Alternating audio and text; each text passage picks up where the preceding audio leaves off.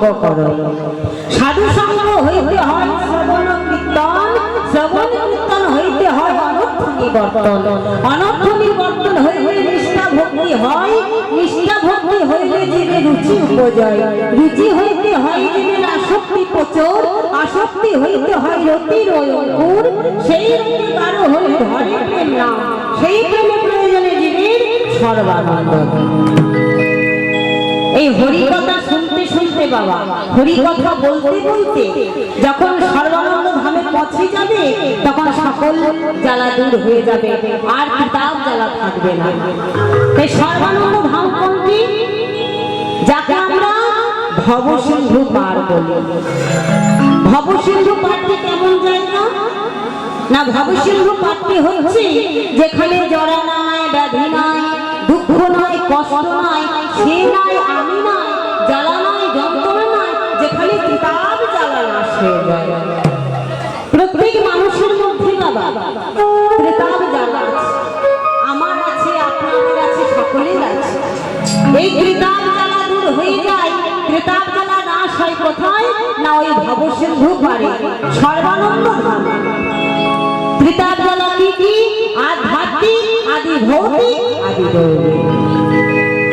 আমরা সকলেই এসেছি সাধের মানব জন্ম পেয়েছি, আমার আমার করছি, কিন্তু একদিন না একদিন বাবা এই মায়া সংসার ছেড়ে, বিষয় সম্পত্তি ছেড়ে, স্ত্রী পুত্র কন্যা ছেড়ে ওই সকলকে যেতে হবে ভবসিন্ধু পারে।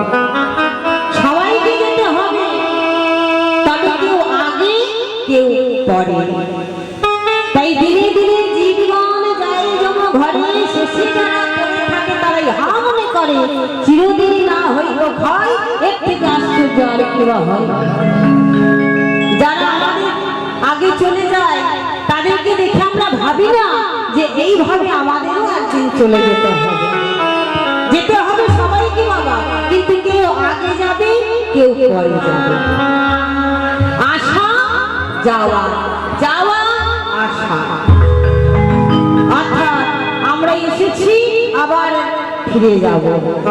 আগম এবং নিগম, নিগম এবং আগম। আর এই আসা যাওয়ার পথ জানতে হলে আমাদের সকলকে কোথায় যেতে হবে? না গুরুর কাছে যেতে হবে, সাধুগুরু বৈষ্ণবের কাছে যেতে হবে। গুরু শব্দ অন্ধকার, গুরু শব্দে আলো। অন্ধকার থেকে যিনি আলোর পথ দেখান তিনি গুরু, ভক্তের সঙ্গে ভগবানের মিলন ঘটায় তিনি হচ্ছেন গুরু। গুরুর কৃপা পেতে গেলে আমাদের কি করতে হবে? না শাস্ত্রে বললে ধ্যানমূলং গুরুমূর্তি, পূজামূলং গুরুপদ, মন্ত্রমূলং গুরু বাক্য, মোক্ষমূলং কৃপা। ধ্যানমূলং গুরুমূর্তি আমাদের স্বয়ংই স্বপ্নে ঋষি জাগরণে গুরুর মূর্তিটা এই নয়নে ভাসবে, তখনই গুরুর কৃপা লাভ হবে। পূজামূলং গুরুপদ, গুরুদেবের শ্রীপাদ পদ্মে যখন দেহ গুণ প্রাণ জীবন দৈব সবকিছু আত্মসমর্পণ করে দিয়ে দিতে পারবো তখন গুরুর কৃপা লাভ হবে। মন্ত্রমূলং গুরু কৃপা, গুরুদেব শিষ্যের কর্ণমূল মন্ত্র দান করেন। কিভাবে? না জিহ্বার গঙ্গার দ্বারা কর্ণজনিতে সেই বীজ বপন করেন। সেই মন্ত্রটা যদি দিবানিশি জপ করি বাবা গুরুর কৃপা লাভ হবেই হবে। মোক্ষমূলং গুরু কৃপা, আমাদের সাধন ভজনের মূল উদ্দেশ্য হচ্ছে গুরুর কৃপা লাভ করা। এই আসা যাওয়ার পথ জানতে হলে মানে গুরুর কাছে যেতে হবে, তবে আমরা আসা যাওয়ার পথে জানবো। যেমন অভিমন্যু আগমের পথ জানতো কিন্তু নিগমের পথ জানতো না, তাই সে বধ হলো।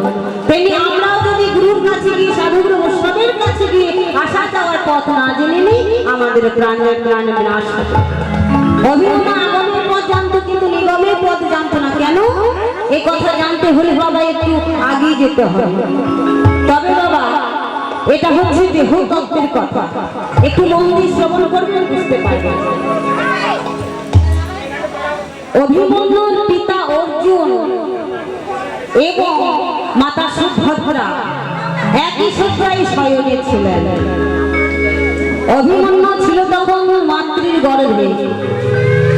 অভিমন্যুর মাতা সুভদ্রা কহিল তার পতিকে, হে স্বামী, তুমি কেন যুদ্ধে পরাজয় হও না?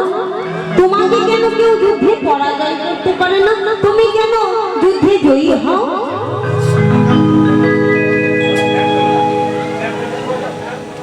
অর্জুন কহিল, সুভদ্রা, আমার নাম হচ্ছে অর্জুন।